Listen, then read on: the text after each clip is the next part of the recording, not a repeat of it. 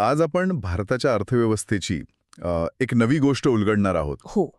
ही गोष्ट आहे एका स्वस्त काम करणाऱ्या देशापासून ते जगाला नवीन कल्पना देणाऱ्या देशापर्यंतच्या प्रवासाची. अगदी. एक मोठा बदल आहे हा. हा बदल कसा घडतोय याचे आकडे काय सांगतात आणि ह्या प्रवासात पुढे कोणती आव्हानं आहेत हे आपण समजून घेणार आहोत.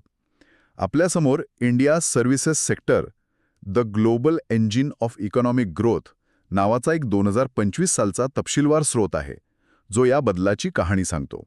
चला तर मग या प्रवासात खोलवर जाऊया. आणि हा प्रवास समजून घेणं खूप महत्वाचं आहे, कारण हा केवळ आर्थिक आकड्यांचा खेळ नाहीये. ही भारताची ओळख बदलण्याची प्रक्रिया आहे.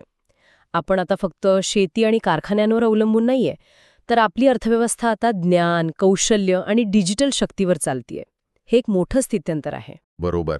चला तर मग या गोष्टीच्या पहिल्या भागाकडे वळूया. सुरुवातच एका अशा आकड्याने करूया जो या संपूर्ण बदलाचा पाया आहे. भारताच्या एकूण आर्थिक मूल्यामध्ये म्हणजे जीव्हीएमध्ये सेवा क्षेत्राचा वाटा तब्बल 55% आहे. 55%? हो, म्हणजे देशाच्या अर्ध्याहून अधिक आर्थिक उलाढाल या एका क्षेत्रातून येते. हे अविश्वसनीय आहे. हो, आणि याचा खरा अर्थ समजून घेतला पाहिजे. याचा अर्थ असा आहे की भारताच्या आर्थिक वाढीचं इंजिन आता सिमेंट कॉन्क्रीटच्या कारखान्यांमध्ये नाही, तर ते लोकांच्या डोक्यात आहे, त्यांच्या कौशल्यांमध्ये, त्यांच्या लॅपटॉपमध्ये आहे. म्हणजे मानवी भांडवल. अगदी. मानवी भांडवल म्हणजेच आपली कुशल लोकसंख्या हीच आपली सर्वात मोठी संपत्ती बनली आहे. आणि ही संपत्ती फक्त देशापुरती मर्यादित नाहीये, जागतिक स्तरावरही भारताची पकड मजबूत दिसतेय. जागतिक सोर्सिंग मार्केटमध्ये भारताचा वाटा सुमारे 55% असल्याचा हा अहवाल सांगतो, विशेषतः IT आणि BPM आउटसोर्सिंगमध्ये. इथेच तर सगळ्यात मोठा बदल घडला आहे. काही वर्षांपूर्वीपर्यंत आउटसोर्सिंग म्हटलं की लोकांना काय वाटायचं? की काम स्वस्तात होतं. बरोबर, की भारतात काम स्वस्तात होतं म्हणून जगभरातील कंपन्या इथे येतात. भारत एक कॉस्ट सेंटर होता. पण आता चित्र पूर्णपणे पालटलं आहे. म्हणजे नेमकं काय बदललंय? दृष्टिकोन बदललाय का? दृष्टिकोनच बदलला आहे. भारत आता फक्त ऑर्डर घेणारा देश राहिलेला नाही, तर स्ट्रॅटेजी ठरवणारा भागीदार बनत आहे. म्हणजे बघा, पूर्वी परदेशी कंपन्या विचारायच्या, हे काम भारतात कमीत कमी पैशात कसं होईल? राईट. आता त्या विचारतात, भारतातील टॅलेंट आणि इनोव्हेशन वापरून आम्ही जगात पुढे कसे जाऊ शकतो? वाह! हा मूलभूत फरक आहे. भारत आता ग्लोबल हब बनतोय, जिथे कंपन्या प्रतिभेसाठी येतात, नाविन्यासाठी येतात, केवळ खर्चात बचत करण्यासाठी नाही. हा तर खूपच मोठा बदल आहे. म्हणजे आपण केवळ काम करणारे नाही, तर विचार करणारे म्हणून ओळखले जात आहोत. आता काही आकडा पाहूया जे या वाढीची गती दाखवतात. पुढचा आकडा तर मला स्वतःला अविश्वसनीय वाटला. ऑगस्ट 2025 मध्ये सेवा क्षेत्राचा PMI 62.9 वर पोहोचला होता. हो, 62.9. गेल्या 15 वर्षांतील उच्चांक आहे. आता आपल्या श्रोत्यांना माहीतच आहे की PMI 50च्या वर म्हणजे वाढ. पण 62.9 ही पातळी अभूतपूर्व आहे. बाजारात नेमकं काय घडतंय? अगदी. PMIला आपण अर्थव्यवस्थेच्या गाडीचं स्पीडोमीटर म्हणू शकतो, बरोबर ना? हो. काटा 50 वर असेल तर गाडी स्थिर वेगाने चालली आहे असं समजा. 50च्या खाली म्हणजे वेग कमी होतोय. पण 62.9 म्हणजे गाडी अक्षरशः सुसाट धावतेय. याचा अर्थ कंपन्यांना इतक्या ऑर्डर्स मिळत आहेत की त्या पूर्ण करण्यासाठी त्यांची धावपळ उडालीये. नवीन गुंतवणूक येतेय, नवीन लोक कामावर घेतले जात आहेत आणि बाजारात एक जबरदस्त सकारात्मक वातावरण आहे. ही केवळ आकडेवारी नाही, हे बाजारातील उत्साहाचं आणि विश्वासाचं प्रतिबिंब आहे. आणि या उत्साहाचा थेट परिणाम रोजगारावर दिसतोय, जो आपल्या देशासाठी सर्वात महत्वाचा मुद्दा आहे. नक्कीच. हे क्षेत्र सुमारे 18.2 कोटी लोकांना रोजगार देतं. हा आकडाच प्रचंड आहे. पण त्याहूनही थक्क करणारा एक आकडा या अहवालात आहे. उत्पादन क्षेत्रात म्हणजे मॅन्युफॅक्चरिंगमध्ये जेव्हा एक नोकरी तयार होते, तेव्हा सेवा क्षेत्रात 3 नोकऱ्या निर्माण होतात. हो, हे प्रमाण अविश्वसनीय आहे. हो, आणि भारताच्या लोकसंख्येचा विचार करता हे खूपच महत्वाचं आहे. आपल्याकडे तरुणांची संख्या जगात सर्वाधिक आहे. या डेमोग्राफिक डिव्हिडंडचा फायदा घ्यायचा असेल तर त्यांना नोकऱ्या द्याव्या लागतील आणि इथे सेवा क्षेत्र निर्णायक भूमिका बजावतंय. पण फक्त नोकऱ्यांची संख्याच नाही, तर त्यांचं स्वरूपही बदलत आहे. तुम्ही गिग इकॉनॉमीबद्दल बोलत आहात का? अगदी. अहवालात त्याचा उल्लेख आहे की 1.2 कोटी लोक आता गिग इकॉनॉमीमध्ये काम करत आहेत. हा आकडा प्रचंड आहे. याचा अर्थ पारंपरिक नोकरीची व्याख्याच बदलतीये का? अगदी बरोबर. याचा अर्थ असा की आता सुरक्षित नोकरी या संकल्पनेपेक्षा स्वतंत्र काम आणि विविध प्रकारचे उत्पन्न याकडे तरुणांचा कल वाढतोय. म्हणजे 9 ते 5 जॉब नकोय आता.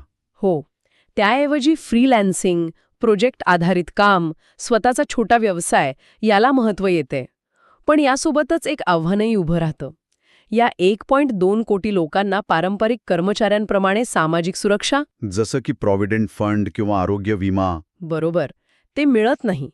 यावर या अहवालात थेट भाष्य नसलं तरी भविष्यातील धोरणांसाठी हा एक महत्त्वाचा मुद्दा आहे. खरंय. तर देशांतर्गत रोजगाराचं चित्र खूपच आश्वासक दिसतंय. पण हीच ऊर्जा आणि कौशल्य जागतिक बाजारपेठेत कसं काम करतंय? आपण निर्यातीच्या बाबतीत कुठे आहोत?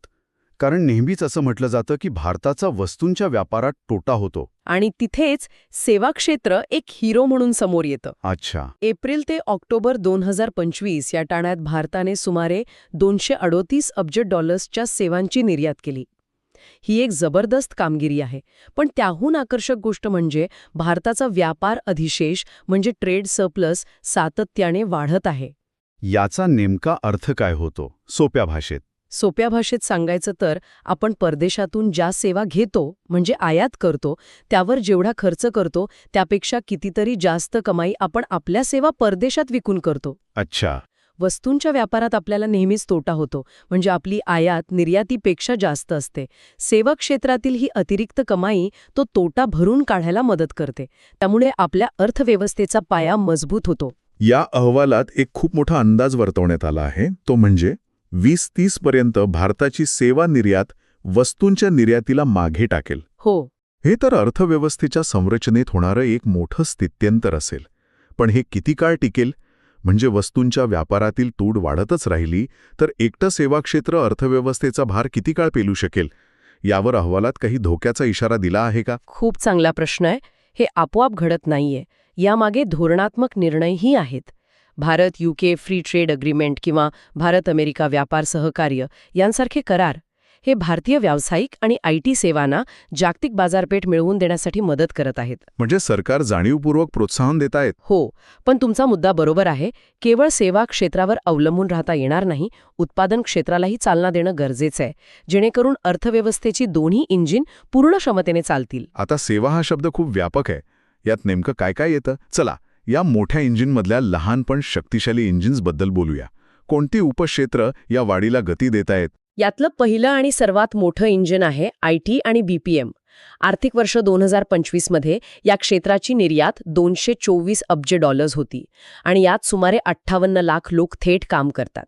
पण इथे मी एका विशेष गोष्टीकडे लक्ष वेधू इच्छिते, ज्याचा आपण अजून उल्लेख केलेला नाहीये. ते म्हणजे GCCs. तुम्ही जागतिक क्षमता केंद्रे म्हणजेच ग्लोबल केपेबिलिटी सेंटरचा उल्लेख करत आहात. हो, हे नेहमीच्या BPO किंवा कॉल सेंटरपेक्षा वेगळं कसं आहे? खूपच वेगळं आहे.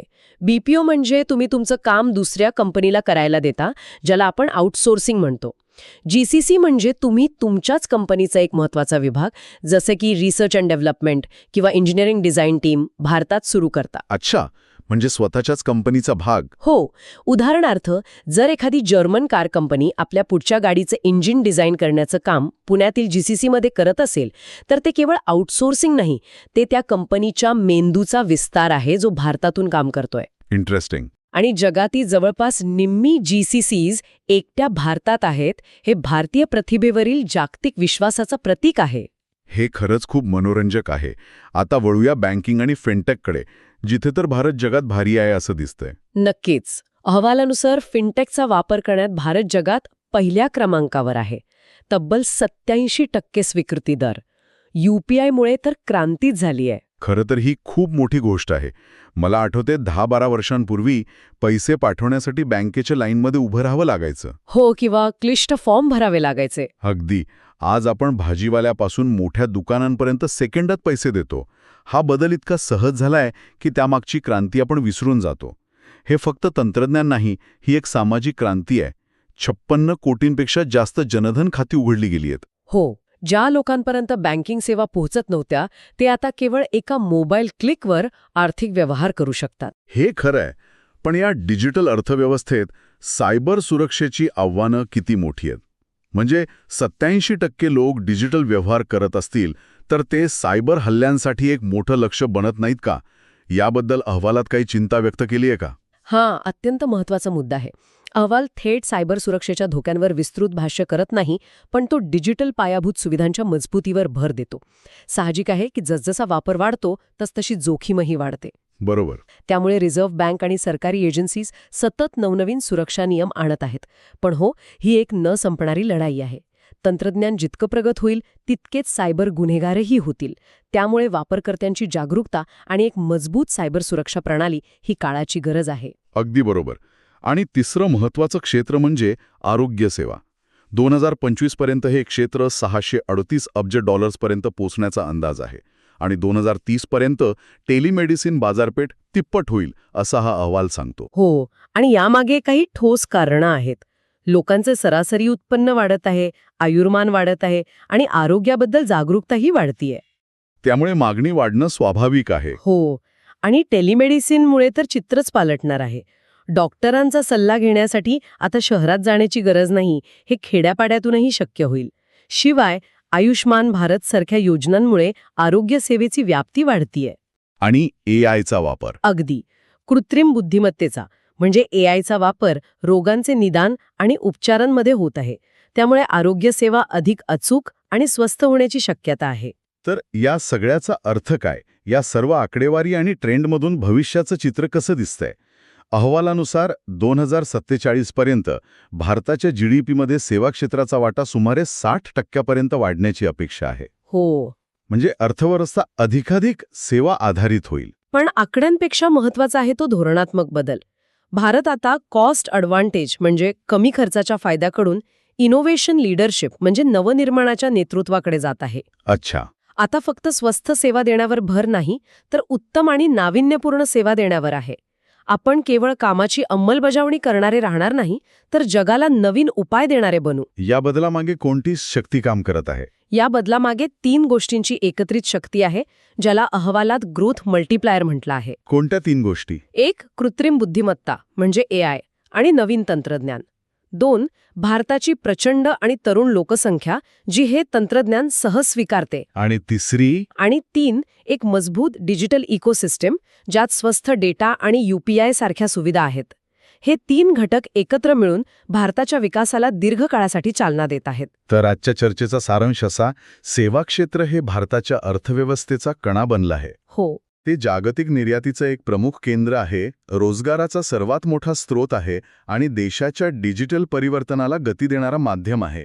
आपण स्वस्थ काम करणाऱ्या देशाकडून नाविन्यपूर्ण उपाय देणाऱ्या देशाकडे प्रवास करत आहोत. अगदी बरोबर. ह्या स्रोतांमधून एक गोष्ट स्पष्ट होते की भारत नवनिर्माणाच्या नेतृत्वाकडे वेगाने वाटचाल करत आहे. पण हे भविष्यासाठी एक महत्त्वाचा आणि तितकाच गंभीर प्रश्न निर्माण करते. कोणता प्रश्न? जसजसे AI आणि ऑटोमेशन सेवा क्षेत्रातील अनेक नियमित कामे स्वयंचलित करेल, तेव्हा भारतातील ह्या 18.2 कोटी कर्मचाऱ्यांचं काय होणार? हो, हा मोठा प्रश्न आहे. त्यांना देशाची सर्वात मोठी ताकद बनवून ठेवण्यासाठी कोणत्या नवीन कौशल्यांची आणि शैक्षणिक सुधारणांची गरज भासेल? या अहवालात राष्ट्रीय शैक्षणिक धोरणाचा उल्लेख आहे, पण त्याची अंमलबजावणी किती वेगाने आणि किती प्रभावीपणे होते, हीच या प्रवासातील खरी कसोटी असेल. कारण आपली लोकसंख्या ही आपली ताकद तेव्हाच ठरू शकते जेव्हा ती भविष्यासाठी तयार असेल. व्हिडिओ आवडला असेल तर लाईक करा आणि अशाच युजफुल व्हिडिओसाठी चॅनलला सबस्क्राईब करायला विसरू नका.